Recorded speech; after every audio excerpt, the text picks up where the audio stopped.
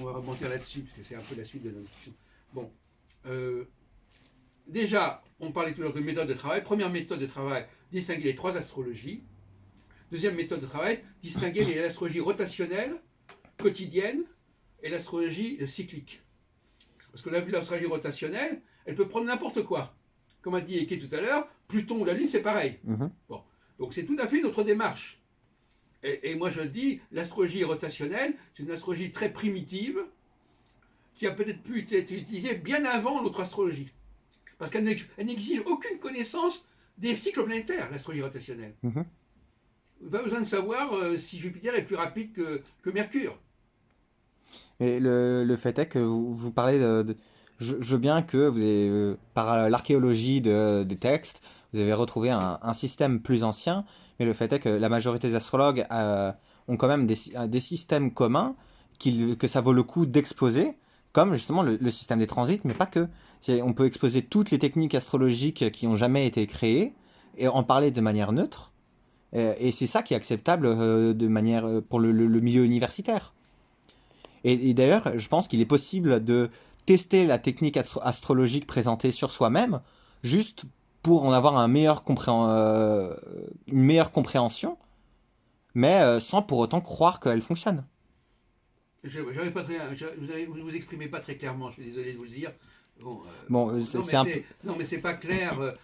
Si je vous explique mon but, le but réel derrière ça, même si, bon, du coup, j'ai la démarche d'un croyant, si je veux amener les autres à croire en l'astrologie, je peux le faire de manière détournée en présentant l'astrologie de manière neutre, mais en montrant bien clairement comment les techniques fonctionnent pour inciter les autres à les essayer et se faire un avis dessus. Écoutez, moi, je ne vous suis pas du tout là-dessus. Hein. Mais alors, pas du tout, pas une seconde. Bon, alors, vous avez le droit de faire ce que vous voulez, mais ça n'a pas du tout ma façon de fonctionner. Bon. Première chose, effectivement, comme j'ai dit tout à l'heure, la meilleure façon de faire accepter l'astrologie, c'est de repenser son positionnement. Donc, faire un travail énormément de positionnement. Montrer comment elle a pu apparaître, comment elle peut fonctionner, etc. Mais pas dire, voilà, je vais vous montrer comment moi je travaille. C'est pas le truc. Même à la limite, moi-même, quand je fais mes travaux, c'est surtout pour comprendre comment les choses se sont passées. Et c'est très compliqué, mon travail, parce qu'en fait, c'est à la fois ma réflexion sur l'histoire de l'astrologie qui influence ma pratique de l'astrologie, etc. Bon, donc, c'est pas le contraire. Parce que on pourrait même dire que cette démarche d'amener les gens à croire en l'astrologie, même si l'astrologie est fausse, est bonne pour les chercheurs en astrologie. Parce que plus il y a de gens qui s'y intéressent, plus il y a une base, entre guillemets, commerciale sur laquelle se baser et permettre plus de fonds, puisque... Non, mais ça, c'est bon. Écoutez, ça, ce sont vos fantasmes. Non, moi, je ne suis pas du tout là-dessus. C'est sur ça que se basent les horoscopes. Les horoscopes... Ah, mais moi, je suis d'accord pour développer une astrologie dans les journaux, dans la presse, au contraire. Mais sur la base de mes travaux à moi. C'est-à-dire en disant, voilà, j'en parlais ce matin, voilà, Jupiter va actuellement être en carré avec les gens qui sont nés sous tel et tel signe. Hein. Il va être en opposition avec les gens qui sont nés sous tel et tel signe. Et voilà ce que ça peut vouloir dire. Voilà. Donc, c'est ça, moi, mon astrologie, elle peut tout à fait être... Si vous voulez qu'on aille dans cette direction, effectivement, je suis tout à fait d'accord pour ouvrir des chroniques, des rubriques astrologiques dans la presse, comme j'avais fait d'ailleurs il y a déjà 45 ans avec l'astrologie sensorielle. J'avais eu la chance extraordinaire que la revue Cosmopolitan accepte de publier mon étude là-dessus. Bon, c'était pas tout à fait la même chose, mais voilà, bon, moi je suis tout à fait d'accord là-dessus, sur l'idée d'une astrologie populaire, etc. En précisant cependant que c'est plutôt une astrologie qui s'intéresse aux vedettes, aux leaders, et pas mais comme nous dépendons nous-mêmes des leaders, si nous connaissons un leader, si nous avons un patron qui est leader, etc., eh ben nous regardons son thème astral. Alors, mais quelle est votre position par rapport aux horoscopes de presse? Même, quelle est votre position par rapport aux horoscopes qui ne sont pas écrits par des astrologues? Non, écoutez, non, mais ça, j'ai rien à dire là-dessus.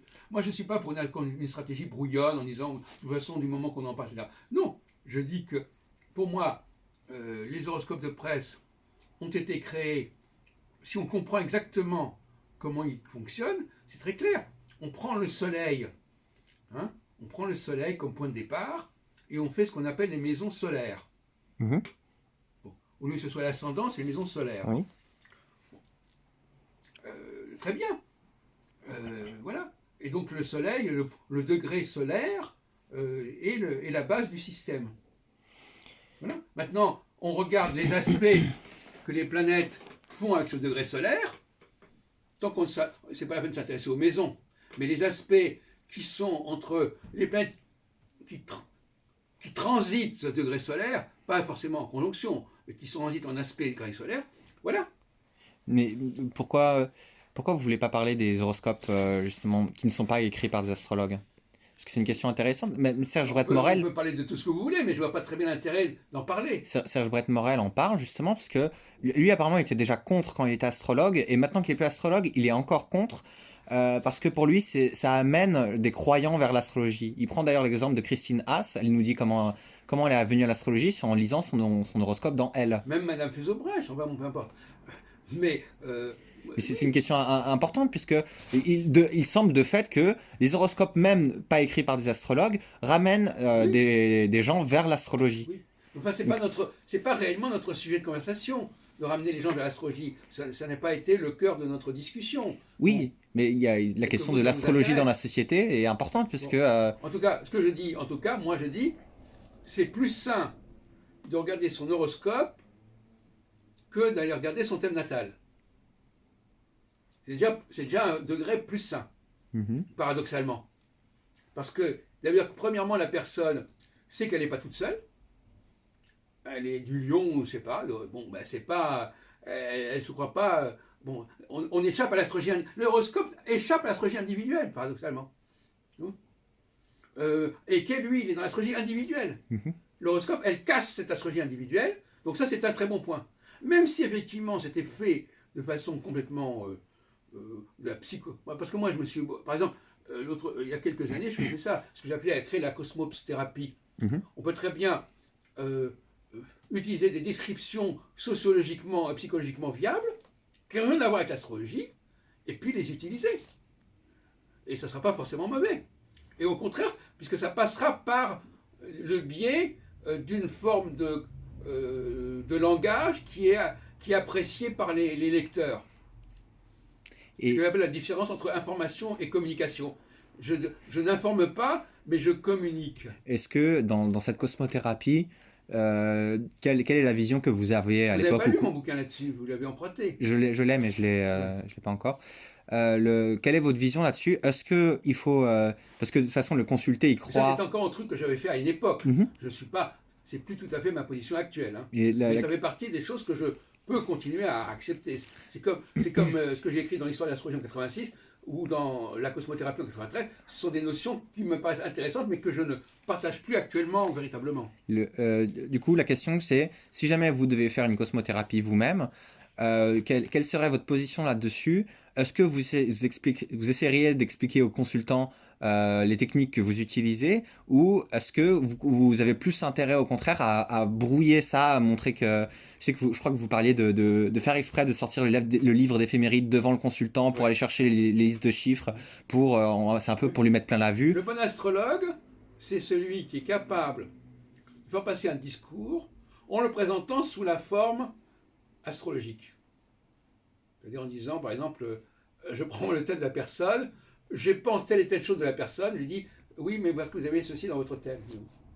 Donc, je parle de la réalité de la personne et je vais fonder mon discours, parce qu'en fin de compte, là, c'est un problème intéressant. Pourquoi la personne attachera plus d'importance à ce que je lui dis parce que je suis astrologue et parle au nom d'astrologie, ou parce que je parle en mon nom personnel? Mhm. Et apparemment, pour certaines personnes, pour certaines personnes, eh bien, ça passe mieux si je dis que ça vient de l'astrologie et non pas de mon point de vue, de mon ressenti personnel. C'est une sorte de ventriloquie, à la limite. Mais le risque, si vous dites à une personne en consultation ce que vous avez envie de lui dire et pas forcément ce que la tradition dirait sur un thème natal, est-ce que Mais si, si la personne si, voit si, si, d'autres si. Non, astrologues, non, non, non, non, vous n'avez pas compris. Il faut que ce que je dis à cette personne, je l'articule sur le thème natal. D'accord, donc vous utilisez quand même les règles traditionnelles d'interprétation. Oui, mais sauf que je ferai dire au thème natal ce que j'ai envie de lui faire dire. D'accord. Hein. C'est d'ailleurs ce que plus ou moins les astrologues font. Mhm. Donc, je ne serai pas influencé par le thème natal, mais je utiliserai le thème natal comme un mode de communication qui a été déterminé entre moi et le client. C'est comme ça qu'il veut qu'on s'adresse à lui. D'accord. Donc finalement, pas de risque que s'il va voir un autre astrologue, ils Non, disent ah bah il m'a dit des conneries non, parce que non, non, non, non. les 10 autres astrologues que j'ai Non, vus, parce ils que m'ont moi pas dit la même j'ai chose. formé des astrologues, des professionnels d'astrologie, notamment à l'INAD, à l'Institut national des arts divinatoires, où je leur ai expliqué exactement que bien évidemment, il fallait connaître les règles de l'astrologie pour faire passer le message qu'ils avaient envie de faire passer. Il fallait donner une certaine... Voilà, il faut... Voilà, il fallait pas... C'est un mode de langue communication qui est prévu, qui est déterminé à l'avance. Il va falloir faire comme ça, voilà. Mais en effet, en aucune façon. Donc l'apprentissage de l'astrologie pour le professionnel, c'est d'apprendre suffisamment d'astrologie pour pouvoir exprimer ce qu'il a envie d'exprimer en passant par le thème natal. C'est ça les règles de la formation cosmologique. Oui, c'est ça. En fait, le but, c'est pas de dire tout ce qui est inscrit dans le thème natal, mais de prendre juste les éléments qui nous conviennent. Mais en toute façon, c'est ce qui se passe. Aucun astrologue ne va interpréter la totalité du thème natal. Il va choisir les éléments qui lui paraissent étayer son ressenti. Donc, voyez-vous, finalement, il n'y a même pas besoin de voyance là-dedans. Hein.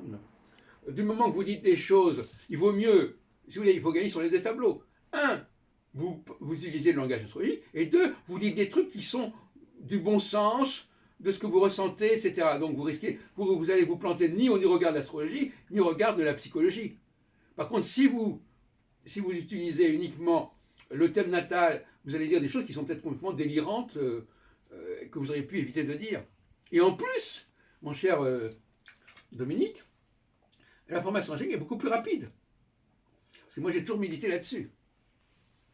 On peut apprendre à un professionnel d'astrologie à s'exprimer de manière pertinente par les symboles astrologiques en quelques mois et pas en quelques années. Alors, quelle est la différence? Pourquoi quelqu'un qui croirait mettrait plus de temps à apprendre l'astrologie? Parce que vous ne réfléchissez pas une seconde. Parce que justement, il va falloir qu'il se persuade que ce qu'il lit dans les astres correspond à la réalité. Et tant qu'il n'y a pas, et il va continuer à apprendre pour y arriver.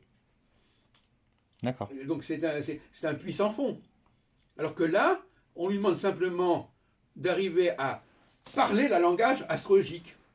Il faut qu'il apprenne l'astrologie comme il apprendrait le chinois, etc. Vous apprenez. Si j'apprends l'anglais, je ne vais pas changer ce que j'ai à dire. Je vais le dire en anglais. Mais voilà, c'est tout. Donc c'est pas compliqué. Donc voilà, donc on avance. Voilà, disons, on a débroussaillé le terrain. On a l'angle de la consultation. On a l'angle du positionnement. Est-ce que c'est naturel, est-ce que c'est artificiel? On a l'angle de l'astrologie rotationnelle qui n'a pas les mêmes obligations que l'astrologie zodiacale. Et l'astrologie rotationnelle, elle n'est pas prévisionnelle. J'en ai dit tout à l'heure quelques mots. C'est celle de Gauquelin, en fait. Oui, non, mais même l'astrologie, du moment que vous utilisez uniquement. Mais le problème, c'est que maintenant, ils mélangent tout. Alors, on ne peut pas discuter ça. Mais l'astrologie rotationnelle, elle n'a pas vocation à être prévisionnelle. Et donc, les directions primaires, c'est une sorte d'hérésie, puisque c'est une façon pour l'astrologie rotationnelle de devenir prévisionnelle, en quelque sorte. Mm-hmm. Et ça, c'est terrible. Et donc finalement, là, il y a une espèce de bizarrerie. Donc là, voyez-vous, là aussi, il y a un malaise. Si je distingue clairement les deux, il y a moins de malaise. Voyez-vous déjà, parce que dès qu'on clarifie le débat, donc le rôle de l'historien, c'est quand même de remonter suffisamment pour montrer qu'à un moment donné, il y avait deux courants qui se sont confondus. C'est très important. Et vous me direz, c'est peut-être pas attesté, mais il y a des moments où on s'en aperçoit que c'est... Par exemple, personne ne peut contester que ces deux astrologies sont différentes. Hein. L'astrologie rotationnelle, elle n'a pas du tout besoin, au niveau historique, elle n'a pas eu du tout besoin qu'on connaisse le cycle des planètes. Bon, donc, elle n'a pas du tout besoin... Donc si on ne connaît pas le cycle des planètes, on ne peut pas être prévisionnel. Voyez-vous, donc c'est un système. Et pourtant, effectivement, à un moment donné, on a inventé des techniques plus ou moins bidons de direction qui permettait d'être prévisionnel sans connaître le cycle des planètes. Voilà. Alors, c'est quand même curieux que des gens comme Rudi Harrison sont tombés dans le panneau, puisqu'il a inventé aussi les directions secondaires, enfin, il a travaillé là-dessus. Voyez, c'est ça le problème. Alors, là, pour revenir à la question des transits, ce qui est intéressant avec les transits, et là je suis d'accord avec Arthur Taillandier, c'est que les étoiles fixes sont importantes.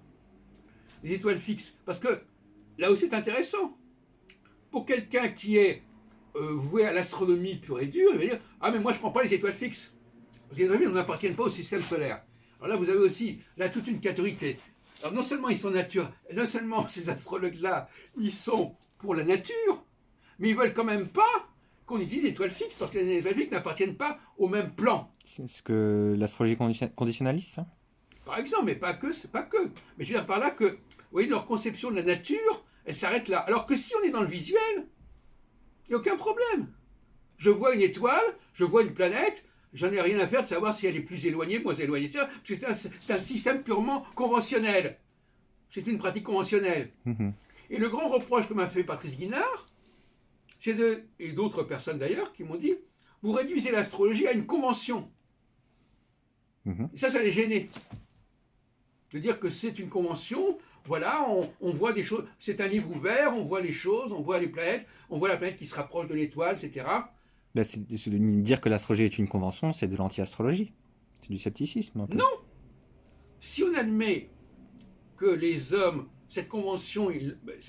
D'accord, ils ont inventé cette convention, mais ils s'y sont habitués. Du coup. Oui, c'est ça, on revient toujours à cette histoire-là. C'est une convention, c'est un langage. Bon. Et deuxièmement, si par exemple je vous dis, vous êtes dans une voiture, et que dans cette voiture il y a un tableau de bord, et qu'il y a telle et telle chose, bon, voilà, tout à l'heure on est en train de parler des voilà, c'est une convention. Voilà, on apprend à utiliser ces instruments. Mais ces instruments eux-mêmes ne sont pas naturels. C'est un mode d'emploi. On en a déjà discuté, c'est un mode d'emploi. Et donc la grande question, mon cher, c'est Arthur ou c'est... Dominique. Non, vous n'êtes pas Arthur, vous, c'est l'autre. Je plaisante. La grande question qui se pose, c'est effectivement comment connaître le mode d'emploi d'un objet. C'est tout un art, le mode d'emploi. Par exemple, pour prendre le cas, sur le cas des domiciles, des maîtrises planétaires, c'est un dispositif. À quoi sert-il? Pour qui est-il fait? Quel est son but? Alors il y a des gens qui disent, ah mais ça, tout de suite ils vous disent, ça sert à ça. Pas forcément. Moi je dis ça. Moi, je vais vous dire franchement, alors que j'ai travaillé pendant des siècles là-dessus, moi je considère que c'est une construction des astronomes qui se sont amusés à vouloir articuler le métalangage, créer une grammaire de leur métalangage. On se sert des signes zodiacaux, on se sert des planètes, on va essayer de s'amuser avec ça. Bon. Et même Ptolémée, comme je vous l'ai dit l'autre jour, lui il propose déjà quelque chose qui est déjà décadent par rapport au système d'origine, puisqu'il rajoute Saturne, alors qu'il n'aurait pas dû rajouter Saturne, et à ce moment-là il est obligé d'enlever Soleil et Lune. Ça. Et à ce propos d'ailleurs, une chose qui me paraît très intéressante, c'est que si vous restez sur cette idée, donc Soleil-Lune en Bélier-Taureau, c'est l'équinoxe. Soleil-Lune en Cancer-Lion, c'est les solstices. Alors la question qui se pose, c'est de savoir, parce que là, vous savez que j'ai encore écouté Barbeau à ce sujet, à votre avis, parce que c'est aussi un sujet majeur, est-ce que dans une cyclicité, c'est l'équinoxe qui annonce le solstice, et est-ce que l'équinoxe c'est la conjonction, ou est-ce que c'est la quadrature? Deuxième question, est-ce que dans le système des domiciles, au sens de Ptolémée, tel qu'il a été corrigé par moi, il y a toujours un signe masculin, un signe féminin. Sauf que dans le cas des exaltations, on a le soleil qui est à la fois en signe masculin en exaltation et en signe masculin en domicile. Et la lune qui est à la fois en signe féminin en exaltation, etc. Et donc ça casse le système. Bon. Donc la grande question, mais qu'on pourrait débattre aussi, c'est historiquement, parce que moi, ce qui me gêne aussi dans l'émission que nous avons eue cet après-midi, c'est que bien évidemment, à quoi sert l'astrologie? À quoi servait-elle? Parce qu'on est dans le domaine de, un, il faut utiliser tout, et deux, il faut tout expliquer. C'est une espèce de délire comme ça, où tout est là, tout est utilisable pour tout comprendre.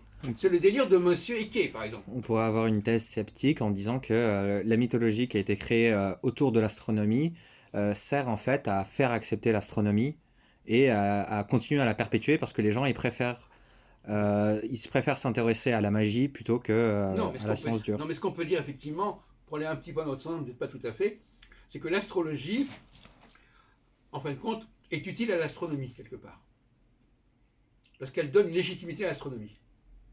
C'est pas l'astronomie qui donne légitimité à l'astrologie, c'est l'astrologie qui donne légitimité à l'astronomie.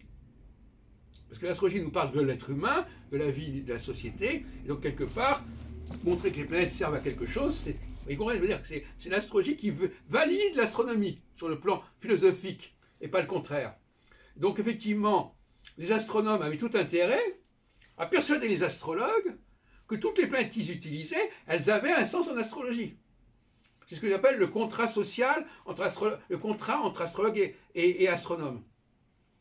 Je dis, tout se passe comme s'il y avait un pacte qui avait été signé, qui obligeait impérativement les astrologues à utiliser toutes les planètes qu'on connaissait en astronomie. Comme si c'est une sorte d'impératif catégorique, comme ça, qui serait sur notre tête, comme ça. Voilà, si vous voulez qu'il y ait une synergie, une alliance, une entente, il faut que tout ce que les astronomes trouvent soit utilisé en astrologie. Et nous serions en quelque sorte dépendants de cette espèce de pacte avec le diable, si on peut dire. Bon, donc moi je dis, refusons ce pacte. Hein, refusons ce pacte, mais apparemment, c'est comme si, d'un point de vue observationnel, c'est un peu ce qui se passe. Les astrologues se soient obligés, je crois obligés, impérativement obligés, de faire usage, de trouver un emploi, en termes d'économie, de trouver un emploi à toutes les planètes du système solaire. Ça n'a pas été dit clairement, mais tout se passe comme s'il y avait ce pacte qui avait été conclu mystérieusement, en disant voilà, bon, historiquement, c'est comme si vous aviez signé un contrat d'exploitation automatiquement du pétrole dans un pays donné, et que vous deviez respecter ce contrat, les termes de ce contrat, et trouver à tout prix un usage de ce contrat, ou bien c'est comme si vous aviez signé un pacte ou un contrat avec tel pays, en disant voilà, nous sommes engagés à intégrer tant de population dans notre pays, parce que, voilà, etc. On va dire des contrats comme ça qui sont des boulets, des obligations d'utiliser, d'employer une certaine population ou une certaine source d'énergie, parce que, voilà, et puis il faut s'y tenir. Quoi qu'il en arrive, il faut y arriver. Il y a effectivement quelqu'un qui dit « Mais non, on n'a pas besoin de respecter ce contrat et on a besoin d'une seule planète », ben ça crée une espèce de traumatisme quelque part parce que ça ne respecte pas le contrat. Le contrat qui a été signé, c'est pas ça. Donc ça, c'est un contrat entre astronome et astrologue. C'est pour ça que au niveau historique, la relation entre astronome et astrologue est très importante. Croire que, par exemple, quelqu'un comme Kepler, par exemple, vous parlez tout à l'heure du quintile ou du biquintile. C'est aberrant. Cette volonté de multiplier le nombre d'aspects, mais d'où ça sort, ça? C'est pas illogique, c'est que les aspects, la justification des aspects, c'est que c'est des divisions de nombre entier du cercle.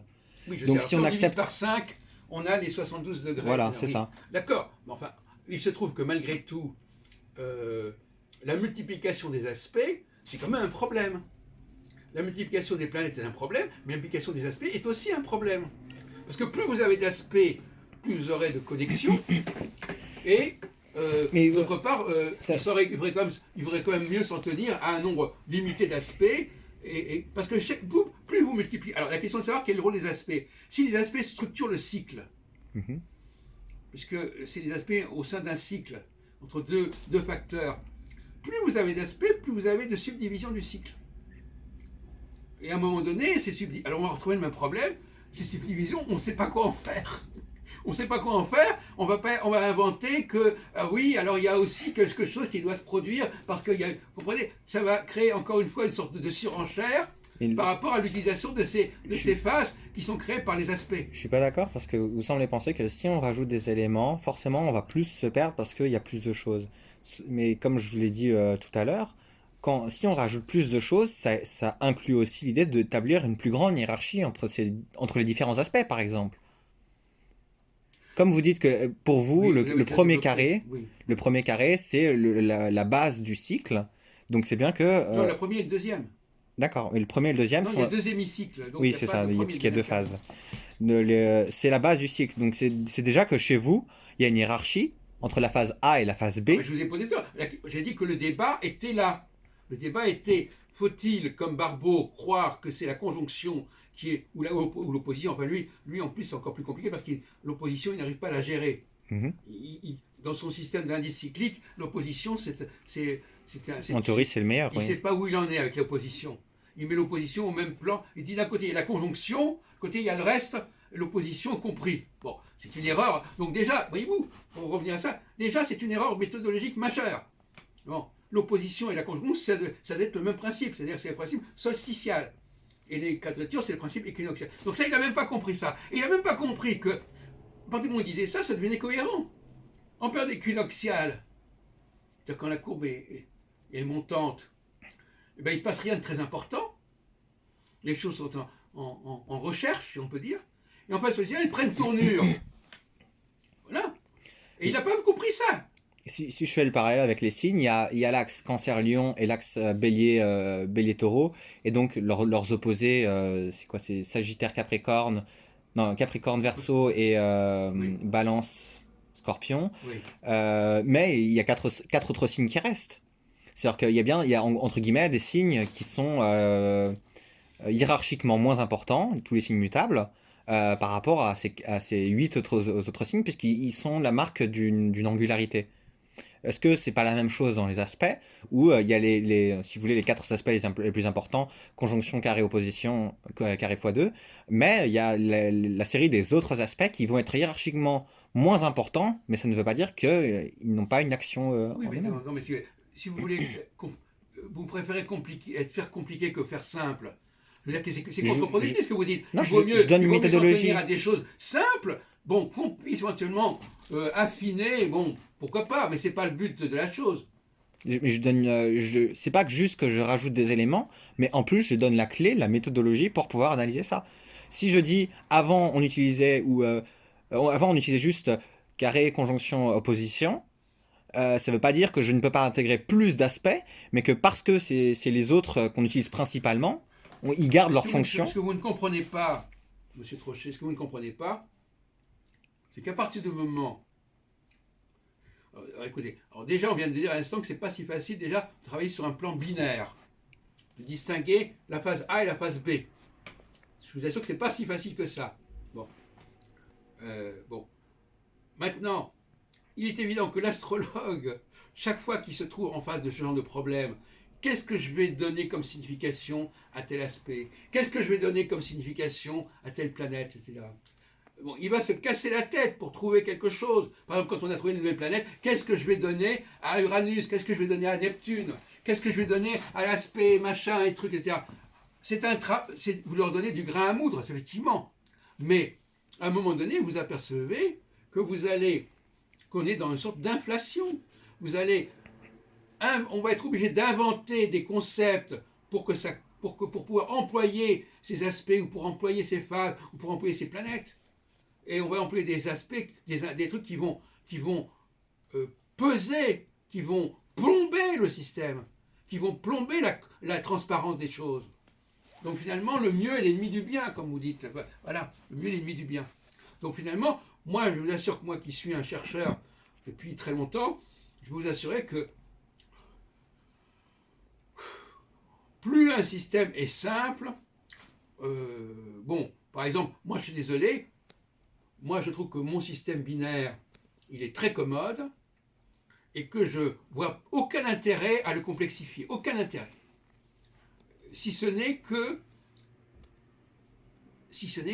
justement, quand il s'agit en plus après de prouver le système, plus vous avez de facteurs, plus ça vous sera facile de trouver des cordes. Par exemple, imaginons par exemple, je dise, comme je disais par exemple dans mon bouquin sur l'astrologie selon Saturne, qu'il y a un événement tous les 30 ans. Mhm. Bon.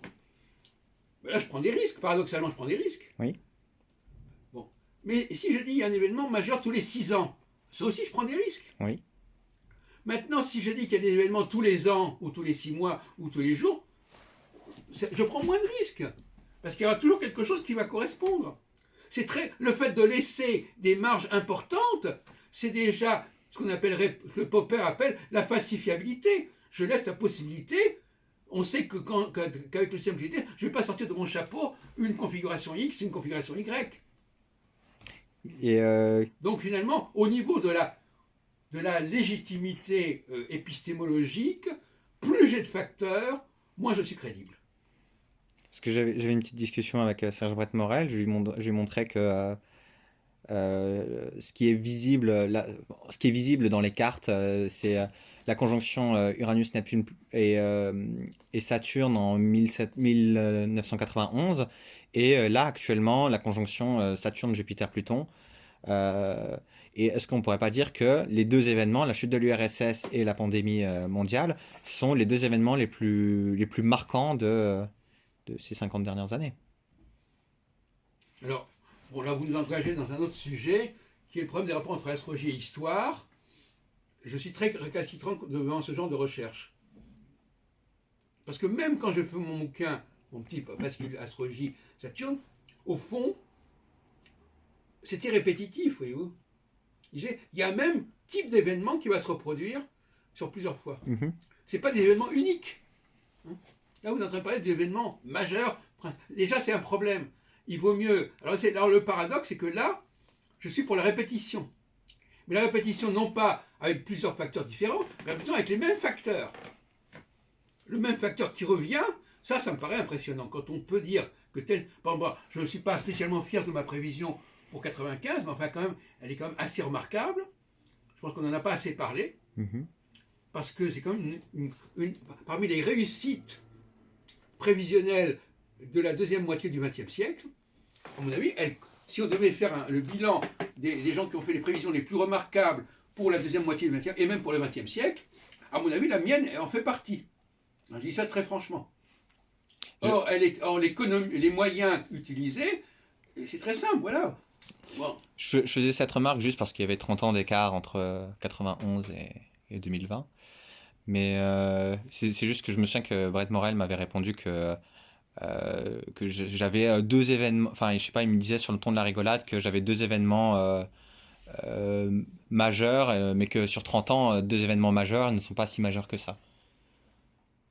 Non mais, bon d'accord. Mais c'est juste que j'ai pensé Oui. à ça parce que vous m'avez parlé de 30 ans et que Non, mais, c'est le cycle de Saturne non, d'ailleurs. Oui, non, mais, oui, Les deux, d'accord. Saturne est impliqué Mais, dans les deux. Je dis simplement que, au niveau méthodologique, les travaux de Barbeau et les miens sont pertinents, mais pas jusqu'au bout.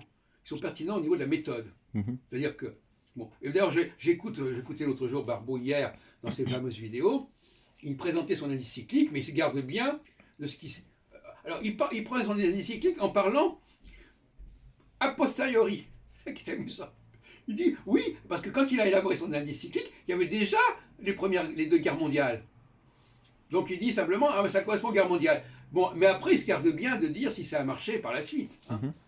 Il passe très rapidement. Est-ce qu'on peut dire que Barbeau, c'est un peu une sorte de chouinard, c'est-à-dire qu'il donne la bonne méthodologie au départ, mais que en application, oui, il par n'est exemple, pas si bon. Barbeau, il a l'intuition que l'astrologie a besoin d'un vecteur unique.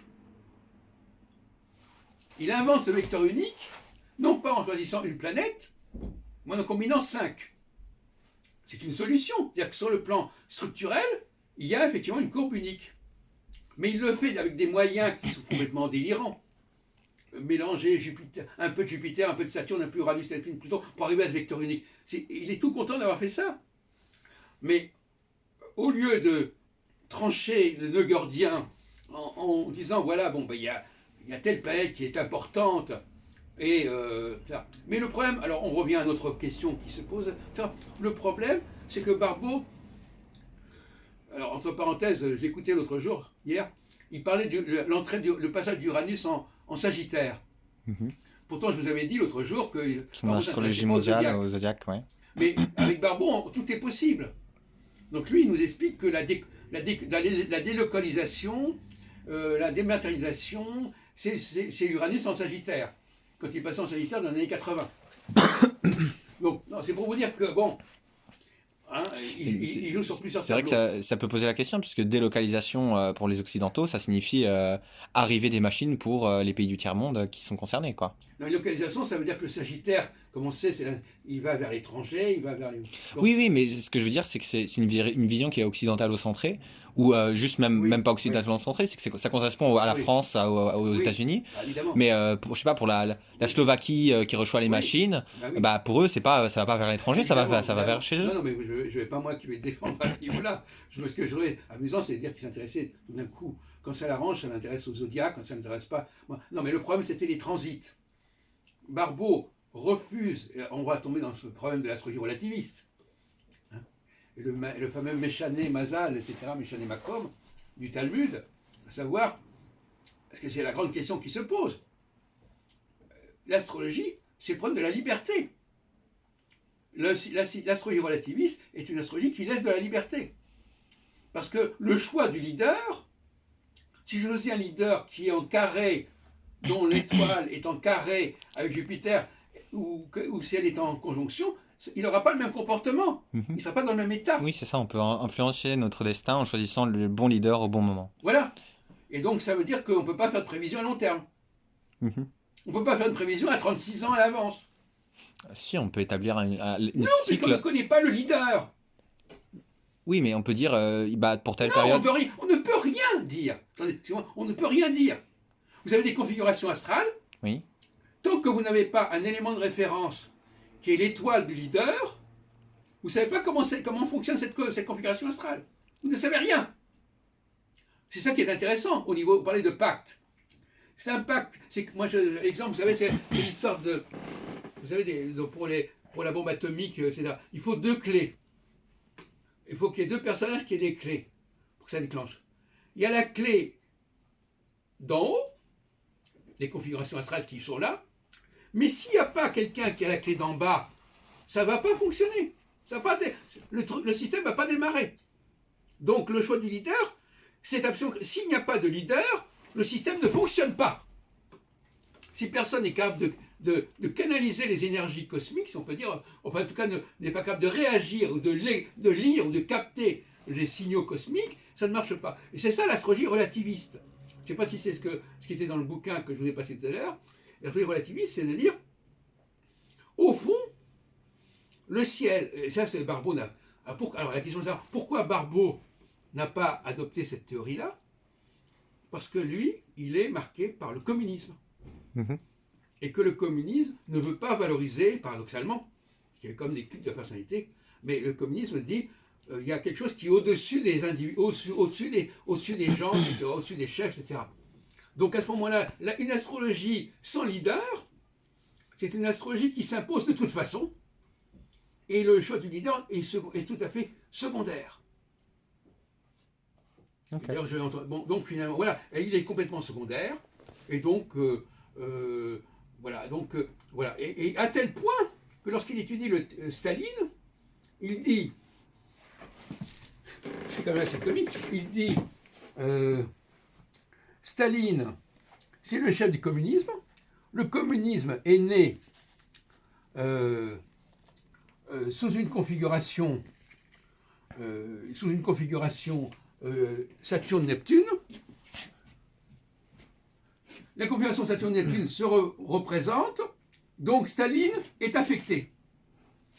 Il n'y a pas de thème de Staline. C'est remarquable. Il n'y a pas besoin du thème de Staline pour étudier Staline. Staline est une sorte de personnage comme ça qui est véhiculé, sous-tendu par les forces cosmiques. Voilà. Donc il y a une espèce de détestation chez Barbeau du personnage du leader qui fait que son astrologie, elle est atrophiée. Elle est atrophiée, elle est même castrée, je dirais presque, si on peut dire, parce que justement, mais le problème, c'est que on ne peut pas, d'après le système qu'on vient de dire, on ne peut pas faire de prévision à 36 ans à l'avance. S'il ne connaît pas, en 53, il ne savait pas qui serait le leader en 89 ou en 88. Donc c'est du charlatanisme. Donc, vous vous rendez compte, donc, donc, finalement, mon propos va quand même très loin, puisque si on pousse les choses jusqu'au bout, l'astrologue, quelque part, c'est un peu un problème. L'astrologue, il a à la fois intérêt à ce que son astrologie fonctionne à tout prix, et que rien ne puisse s'empêcher, et à la fois, il est pris dans une idée qu'il y a une certaine liberté. Mais cette liberté, il est obligé de la refuser, parce que s'il acceptait cette liberté, son pronostic serait hypothétique. Donc il ne peut pas accepter ça. Donc il est obligé de nier le rôle de la personne, de l'individu. Or justement, dans le Talmud, ce qui est intéressant, et dans le Talmud, on vous dit oui, mais non. Que reprend Volgin, je ne sais pas s'il a lu le Talmud ou pas, mais dans mon bouquin Le monde juif et l'astrologie, j'ai des passages entiers là-dessus, sur la façon dont on pouvait échapper au mazal, hein, voilà, par différentes formules. Il y a par exemple la pratique des mitzvot, la pratique religieuse, est aussi une façon de contredire le processus cosmique. Ce qu'on pourrait appeler une certaine forme, on pourrait appeler ça de la magie astrologique. Mais ça me paraît extrêmement sain finalement. Mais en même temps, épistémologiquement, ça fait problème pour l'astrologie parce que ça la rend hypothétique. Mais ça la rend hypothétique, mais ça ne veut pas dire pour autant qu'elle n'existe pas. C'est ça la grande question, voyez-vous. Elle existe parce que, justement, le leader lui-même, il ne peut fonctionner que grâce au cosmos. C'est un contrat entre les deux. Mais c'est plus un contrat entre astrologie et astronomie au sens où on l'a dit tout à l'heure. C'est un contrat à un autre niveau entre un dieu, si on veut, entre des dieux qui construisent le système solaire et qui construisent toute une mécanique, mais qui ont chargé certains hommes de canaliser cette énergie. Et donc finalement, c'est le cosmos sans ses leaders n'est rien, et le leader sans le cosmos n'est rien non plus. C'est les deux réunis qui font que ça fonctionne. Voilà, je vais vous arrêter là.